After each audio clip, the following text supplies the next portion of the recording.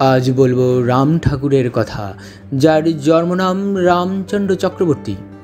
ঊনবিংশ এবং বিংশ শতকের ভারতীয় সমাজ জীবনে কুসংস্কার, ব্রিটিশ রাজশক্তি সৃষ্টি করা ভেদনীতি ও দাঙ্গার বিরুদ্ধে শুধু আধ্যাত্মিক চেতনায় মানুষকে বলিয়ান করাই নয়, সমাজ সংস্কারের এক সার্থক রূপকার ছিলেন রাম ঠাকুর।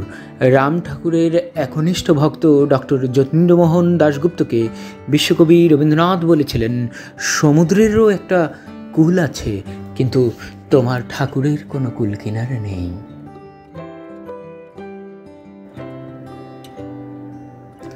শৈশবে গ্রামের পাঠশালায় বাংলা শেখার মাধ্যমে রাম ঠাকুরের শিক্ষা গ্রহণ শুরু হয়। পিতা তন্ত্র সাধক ছিলেন বলে বালক বয়সেই রামায়ণ, মহাভারত এবং পুরাণ চর্চায় তিনি গভীর মনোযোগী হয়ে ওঠেন। তার স্মৃতিশক্তি ছিল প্রখর। দুই যমজ ভাইয়ের একই সঙ্গে উপনয়ন হয়। ত্রিসন্ধ্যা বন্দনা থেকে সব করণীয় কাজ তিনি একাগ্রতার সঙ্গে পালন করতেন। রাম ঠাকুরের পিতার গুরুদেব ছিলেন মৃত্যুঞ্জয় ন্যায় পঞ্চানন। তিনি শ্রী শ্রী রাম ঠাকুরকে খুব স্নেহ করতেন। মাত্র 8 বছর বয়সে রাম ঠাকুর তার পিতাকে হারান। পিতার মৃত্যুর কয়েকদিন পর গুরুদেবের অসুস্থতার খবর শুনে তার মাতা শ্রীমতী কমলা দেবী দুই যমজ পুত্র রাম ও লক্ষ্মণকে সঙ্গে নিয়ে তাকে দেখতে যান। তাদের সামনেই গুরুদেব শ্রী মৃত্যুঞ্জয় ন্যায় পঞ্চানন মারা যান। কয়েকদিনের ব্যবধানে প্রথমে পিতা, পরে গুরুদেবের মৃত্যুতে বালক রাম ঠাকুরের মনে তীব্র আলোড়ন সৃষ্টি হয়। এরপর তার জীবনে শুরু হয় এক নতুন অধ্যায়। সিদ্ধ পুরুষের মতো তিনি মাঝে মাঝেই ভাবাবিষ্ট হয়ে পড়তেন। মানসিক ভাবাবিষ্ট রাম ঠাকুর 1872 সালে সকলের অজ্ঞাতে অজানাকে জানার লক্ষ্যে গৃহত্যাগী হন। অনুসন্ধানসু বালক পায়ে হেঁটে বন জঙ্গল, পাহাড়, নদীর অচেনা পথ পেরিয়ে অবশেষে পৌঁছালেন আসামের কামাখ্যা দেবীর মন্দিরে। অক্ষয় তৃতীয়া তিথিতে তিনি কামাখ্যা মন্দিরে পৌঁছে গুরুদেবের দেওয়া সিদ্ধ নাম এক মনে জপ করার সময় তিনি পরিষ্কার শুনতে পেলেন, গম্ভীর গলায় তাকে কে যেন ডাকছে। রাম রাম ডাক শুনে তার বুঝতে অসুবিধা হলো না যে গুরুদেবের সিদ্ধ নাম তিনি স্বপ্নে পেয়েছেন। এই ডাক হলো তারই। ডাকের অঘমটানে সাড়া দিয়েই বাহিরে এসে রাম ঠাকুর দেখেন জটাধারী দীর্ঘাঙ্গী এক জ্যোতির্ময় মহাপুরুষ সামনে দাঁড়িয়ে। তাকে গুরু হিসেবে বরণ করে রাম ঠাকুর প্রণাম করলেন। গুরুও তার যোগ্য শিষ্যকে আলিঙ্গন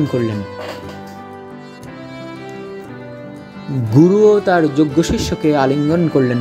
এরপর শুরু হলো গুরুর সঙ্গে অজানার সন্ধানে অন্তহীন পথে যাত্রা। কিশোর রাম ঠাকুর গুরুর নির্দেশে পাহাড় মরুপথ পেরিয়ে গভীর অরণ্যের নীলায় তপস্যায় বসলেন। শোনা যায় হিমালয় পর্বতমালায় কখনো কৌশিকাশ্রম, কখনো বশিষ্ঠাশ্রম সহ বহু অজানা স্থানে বছরের পর বছর তপস্যা করে এবং তপস্যারত মুনিদের সেবা পূজায় সময় কাটিয়ে তিনি অষ্টসিদ্ধি অর্জন করেন। এরপর গুরুর নির্দেশে লোকালয়ে ফিরে মানব সেবায় নিয়োজিত হন। গুরুর কৃপায় তার কাছে অগম্য স্থান এবং অজ্ঞাত বস্তু বলে কিছু ছিল না। এরপর গুরু তাকে মাতৃসেবার জন্য বাড়ি ফিরতে আদেশ করেন। গুরুর নির্দেশ শিরোধার্য করে নিজের রোজগারে মাতৃসেবার জন্য তিনি নোয়াখালীর এক ইঞ্জিনিয়ারের বাড়িতে পাচকের কাজ নেন।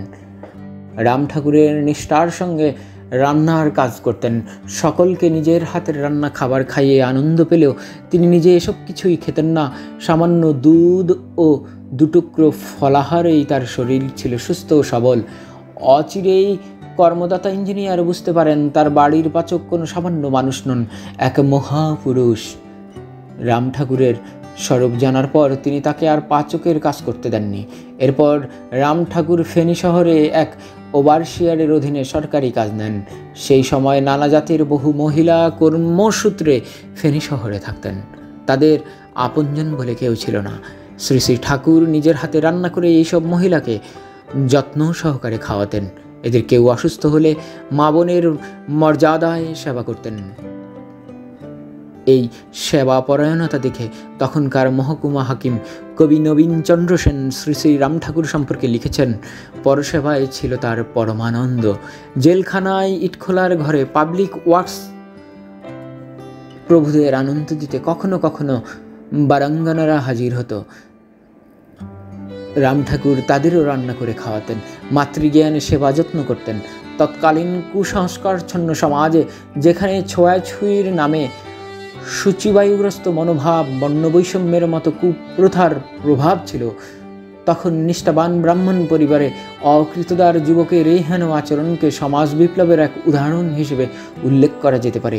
কবি নবীনচন্দ্র সেন আমার জীবন বইয়ে চতুর্থ ভাগে প্রচারক না প্রবঞ্চক অংশে রাম ঠাকুরের কিছু অলৌকিক ঘটনার কথা উল্লেখ করেন এবং প্রাণীকুলের প্রতি রাম ঠাকুরের ছিল যথেষ্ট মায়ামমতা। ফুলের সুগন্ধের মতো তার আধ্যাত্মিক জ্ঞান, যৌগিক শক্তি, নানা বিভূতি প্রকাশিত হয়েছে। রাম ঠাকুর তার জীবনের অর্ধেক সময় লোকচক্ষুর আড়ালে গভীর যোগ সাধনায় মগ্ন ছিলেন। সাধনার মাধ্যমে যে মহাসত্য তিনি উপলব্ধি করেছিলেন তা বাকি 40 বছর সকলের মঙ্গলে লোকালয়ে বিলিয়েছেন। তার কাছে জাতি, ধর্ম, বর্ণ, সূচি অসুচির কোনো ভেদ ছিল না। সব ঘটনাই তিনি নিরপেক্ষ দৃষ্টিতে ব্যাখ্যা করে ভক্তদের বোঝাতেন। প্রকৃত অর্থেই তিনি ছিলেন সমবাদ নিরপেক্ষ শক্তির আধার। মন্দির, মসজিদ, গির্জায় নয়, ঠাকুর ছিলেন অবস্থান করেছেন ভক্তের প্রয়োজনে, ভক্তের আলোয়ে লোকালয়ে থাকার প্রায় 45 বছর তিনি মানব মুক্তির দিশা বিতরণ করেছেন। ভক্তদের তিনি বলতেন, আমি আপনাদের জন্য 4 নাম মানছি। বর্তমানে সদাব্যস্ত গৃহস্থ সমাজে এমন এক সহজ সরল অনাড়ম্বর নাম করার নির্দেশ এবং সত্যের প্রতি অনুরাগ পৌঁছে দিতে পারে কেবল মুক্তি। বৈষ্ণব, শৈব এবং শাক্ত মতে প্রয়োজন ভিত্তিক নাম বিলি করে তিনি প্রকৃত অর্থেই ভেদাভেদের ঊর্ধ্বে উঠে মানব সম্প্রদায়ের প্রচার করে গিয়েছেন।